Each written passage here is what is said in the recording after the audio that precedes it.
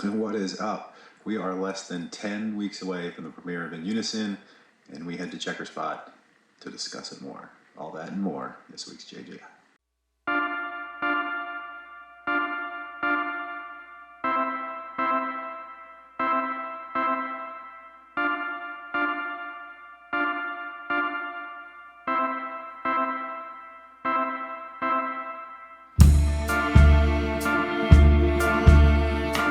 Keep it up and viewer mailbag this week. Patrick Reilly gets the double dip. I've been playing with him the most since kind of getting back into hockey in 2009. We were on a team together, and then in 2013 we won a championship together, divisional championship together. So there we are there. Let's see, there I am. I look a lot different now, don't I? Yeah. It's not.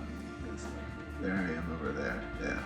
But yeah, but that was before this was my first year playing goalie. But Patrick, man, he's really good. He's really good, and you'll see him on the big screen too.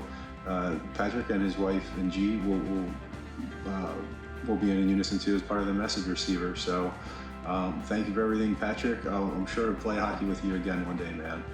Movie picks of the week, and not a lot.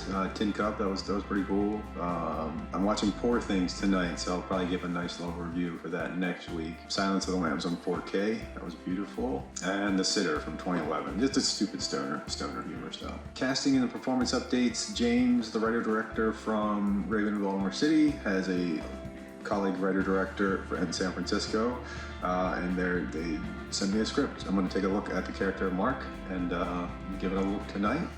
I'm sure it's awesome. James said it's kind of right up my alley in terms of just that kind of higher concept stuff, low budget. And then on Tuesday, the first formal rehearsal for The Existential People. It'll be virtual with Chuck DeLong and the cast.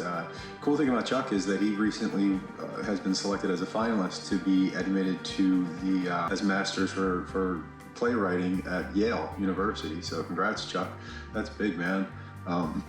Wish you the best. Make sure to get in there, but we'll be working with you in July for the Capitol Fringe Fest. So the Fringe Fests are all over the country, but they're fringe, you know, they're on the outside of places. So this one happens to be on the outskirts of DC and will be over the course, kind of like 3/4 of the month of July this year. So that's still on. They've gotten some approval, and we're moving forward. So I've got to practice my whip. I gotta get good at a whip, and then wear nothing but a leather thong, man. Yeah, and a mask. It's gonna be wild, yeah. So that'll be in July, and the first virtual rehearsal are with those guys on Tuesday. News, the two biggest things is that we know that Teasing Elitism is going to Oklahoma. That we found out that a while ago, but now a lot of the press is out and the venues have been secured and where it's going to be screened. So this is the 10th annual Red Dirt International Film Festival. It's the first time I've ever been in Oklahoma, and it will be the world premiere screening of Teasing Elitism. You see, the main screening is going to be at their culture center in the Sherrar building, and then they'll also have the Prairie Arts Center for most of the panels. And then they got a really slick little shared space, like a work event space called Backstage Stillwater. So that's going to be the Friday night kickoff to everything, and they'll even have an awards ceremony on Sunday night, and then take it from there. So I'm just ecstatic that Lenny and Ashlyn and their performances are going to be out there, and kind of exactly what I was hoping would lead right into In Unison is really the Weaver character and pushing her a little bit more as we get closer. Which is going to roll right into now. I'll tell you a little bit about Checkerspot. So, touch base with Dennis and Judy again.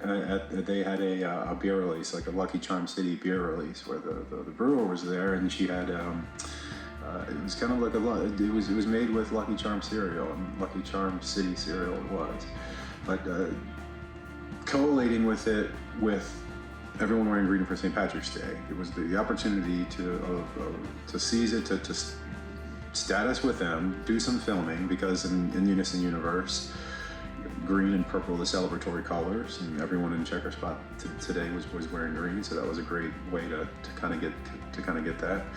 We did meet Erin. Erin, she offered to do a series of Loomer questions at the end, so thank you, Erin, for that.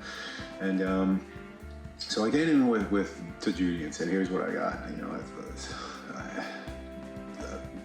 people that have confirmed with me so far, including yourself, Rob, and Dennis, the big three at Checkerspot, we are at 36, and that's when everyone's saying, if you're thinking to yourself, well, of course I'm going to be there, like of course I'm going to be there, but if I haven't heard officially through text, email, or whatever say count me in, I'm assuming you're not coming, and I just need to do it that way so they can staff and make sure that everyone that is there is okay. Until today's meeting, when Judy assured me, she said that it's going to be crazy, and she's going to make sure that like everybody shows up. I can't hold her to that to say that, you know, hundreds of people are going to come in, but the reason why they haven't been quite she broke it down as to why the social media push hasn't quite happened yet is because she understands the attention spans are quite minuscule to people, and so I think she's harboring it until like 3 or 4 weeks before. So I'm going to meet with him again in the tail end of April to kind of get the specs done in terms of audiovisual, etc. Opening night, like down to a T there, but she's waiting until 3 or 4 weeks, like basically the end of April, beginning of May, before they start pushing it everywhere, because that would be one of their biggest things of the entire month, and so they would have that month and 3 to 4 weeks to promote it. So I'm all about that strategy as well. I think by then, as they start to push it online, I may start trickle in more of JJF stuff in their bar, maybe pop-up stand, posters or something, just more of a presence as they cool down, because they also have a ton of events for the rest of this month too. So they've got their plate filled as well. But that was the biggest thing. I even talked to Dennis about the scope of the screen, so we're gonna give something a try for that. But yeah, it's coming together, starting to feel more and more real. Thanks to Suze for making this shirt. I kind of sent her a text late yesterday and said, I'm filming a Checkerspot. I think I could capture our audience there. Can you put it says, want to be in a movie? And it says, filming solo scenes on the spot today. So I had it front and back. Flag me down if you wanted to get up. And I will see Dylan on Saturday night. We are going to check out Book of Mormon at the Hippodrome. So yeah, I'm gonna look my best for that. All right, thanks a lot. We'll see you next time.